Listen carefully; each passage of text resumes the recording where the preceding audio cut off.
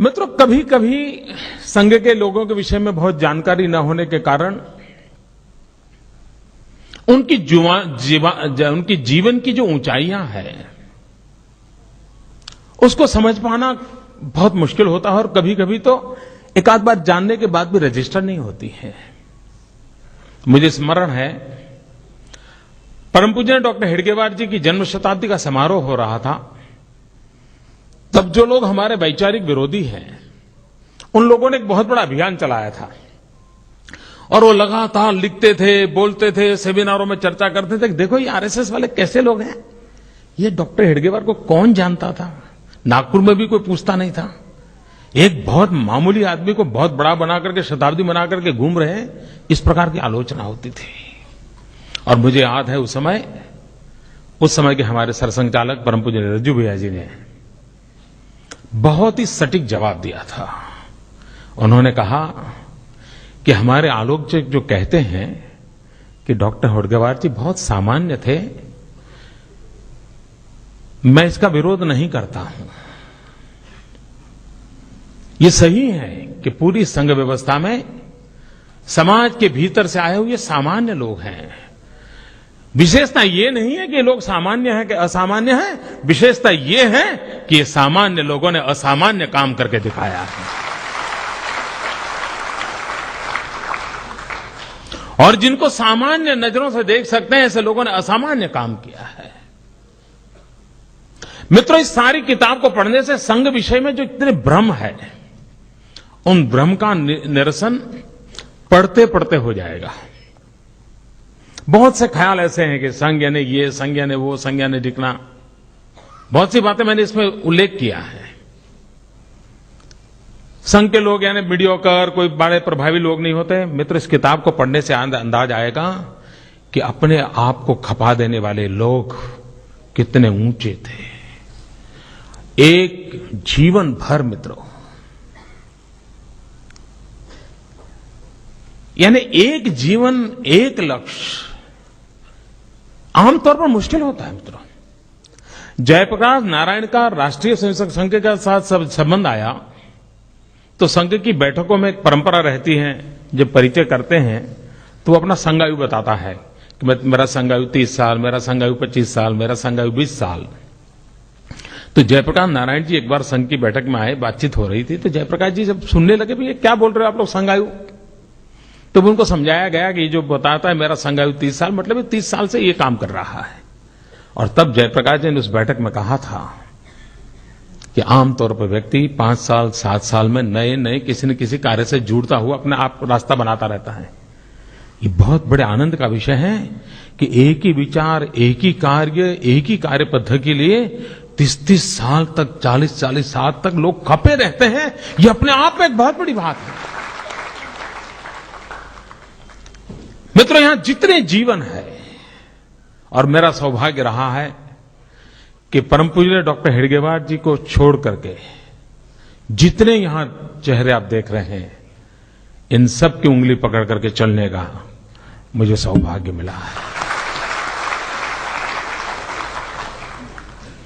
यहां पर 2 पीढ़ी हैं। मोहनराव जी भागवत हैं, तो पीछे जो एक चित्र है उनके पिताजी मधुकर राव जी भागवत का है। वे गुजरात में प्रांत प्रचारक के नाते काम करते थे। और मैं तो कभी दावा करता हूं कि जितना प्रेम मोहनराव जी को मधुकर जी ने दिया है, उतना ही प्रेम मुझे प्राप्त हुआ है। ऐसे जीवनों के साथ जीने का अवसर मिला और तब जाकर के मन करता था कि इन सब जीवनों को मैं बार बार स्मरण करूं ताकि मुझे नई प्रेरणा मिले, मुझे नया उत्साह मिले और उसमें से जाकर के इस ज्योतिपुंज की रचना हुई है। मैं पूज्य दीदी मां का बहुत आभारी हूं। मैंने सिर्फ दीदी मां को फोन किया था। आज कानपुर में उनकी सप्ताह का प्रारंभ हो रहा था। मैंने आग्रह किया, वो कष्ट उठा करके वो आई और मेरा दीदी मां से परिचय बहुत पुराना है, बहुत पुराना। उनके गुरुजी के साथ मेरा संबंध आया और तब बहुत पहली बार दीदी मां हमारी आई थी बापूनगर के चकोड़िया महादेव के अंदर। और एक छोटा सा कार्यक्रम उनका चल रहा था, शायद 35 साल हो गए होंगे, 30-35 साल हो गए होंगे। तब से मेरा नाता रहा है। दीदी माँ ने मुझे स्नेह दिया है। और मित्रों, मैं आपसे भी अनुरोध करता हूं, कभी वृंदावन जाने का अवसर मिले तो दीदी माँ ने जो वात्सल्य धाम बनाया है, आप जरूर उसको देखिए दोस्तों। यानी कि मां की संवेदना को सार्वजनिक रूप में किस प्रकार से मोड़ा जा सकता है और किस प्रकार से सामाजिक चेतना का उत्थान काम किया जा सकता है, वो दीदी मां ने करके दिखाया है। इतनी व्यस्तताओं के बाद भी दीदी मां आई आशीर्वाद देने के लिए। मैं आदरणीय भागवत जी का बहुत आभारी हूं। एक स्वयंसेवक के नाते हम लोगों के जीवन में ये बड़े गौरव की बात होती है कि जब हमारे कोई अधिकारी, हमारे संघ व्यवस्था के जो मुखिया हमें आशीर्वाद देते हैं तो यूं ही हमारा सीना फूल जाता है, यूं ही मन जाता है। तो ये मेरे लिए सौभाग्य की बात है। और मैं इसलिए भी इस किताब के अंदर उसकी प्रस्तावना लिखने का कष्ट उठाया है।